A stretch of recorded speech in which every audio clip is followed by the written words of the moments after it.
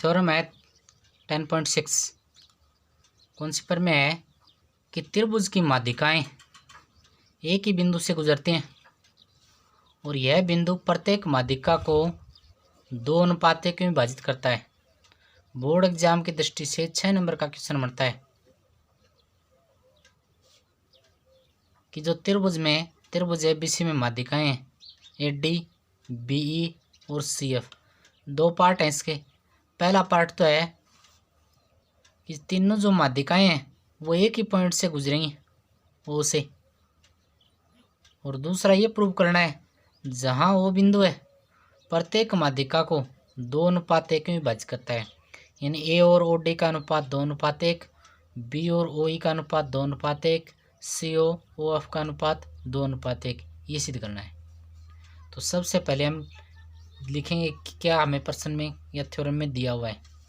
B और C F माध्यिकाएं वो ऊपर प्रतिच्छेद कर रही हैं।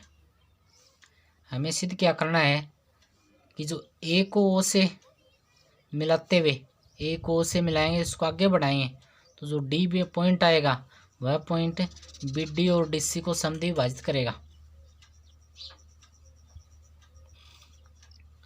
अर्थात B D equal D C होगा। दूसरा ये जो अनुपात है माध्यिकाओं का अनुपात, ये 2:1 होगा, ये सिद्ध करना है। तो सबसे पहले इसमें एक रचना करनी पड़ेगी। रचना क्या करेंगे, जो ए डी रेखा है उसको जी तक इतना बढ़ाएंगे कि ए ओ बराबर ओ जी हो जाए। अब इसकी उत्पत्ति पढ़ेंगे। मध्य बिंदु पर में से हम जानते हैं कि त्रिभुज में 2 भुजाओं के मध्य बिंदुओं को मिलाने वाली रेखा तीसरी भुजा के समांतर एवं उसके आदि होती है।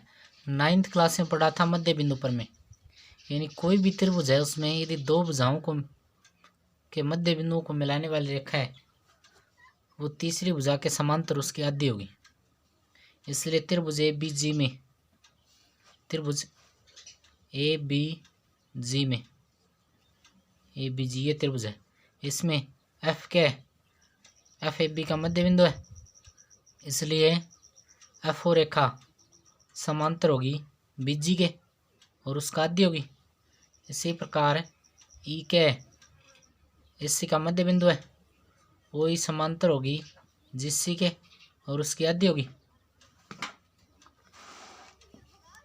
त्रिभुज ए बी जी में एफ ए बी का मध्य बिंदु है तो ओ एफ समांतर होगी बी जी के तथा ओ एफ आदि होगी बी जी के। दूसरा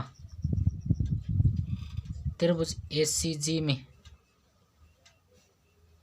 ई ए सी का मध्य बिंदु है,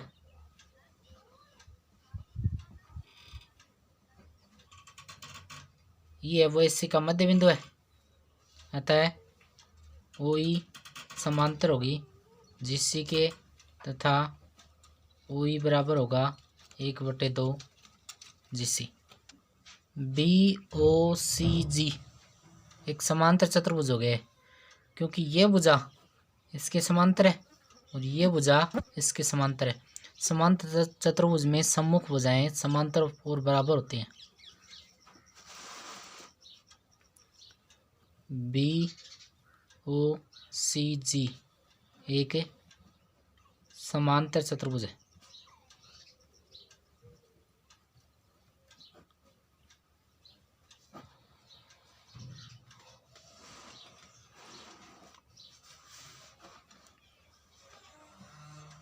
अब समांतर चतुर्भुज के विकर्ण परस्पर समद्विभाजित करते हैं।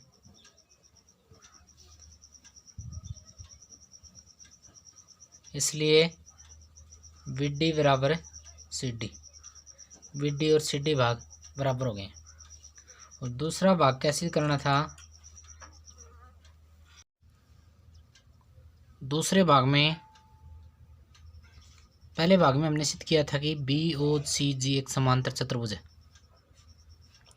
समांतर चतुर्भुज के विकर्ण परस्पर समद्विभाजित करते हैं, इसलिए ओ डी बराबर डी जी। और डी जी किसके बराबर है, ओ जी की आधी है। ये जो भुजा डी जी ओ जी विकिरण की आधी है, इसलिए डी जी की जगह क्या रख दिया, 1/2 ओ जी। अब रचना की थी उसमें हमने ओ जी और ए ओ को बराबर किया था, इसलिए ओ जी की जगह क्या रखेंगे, ए ओ रख दिया है। अब ए और ओ डी का अनुपात, ए ओ और ओ डी का अनुपात 2:1 हो गया, ये पर में प्रूव हो गई है।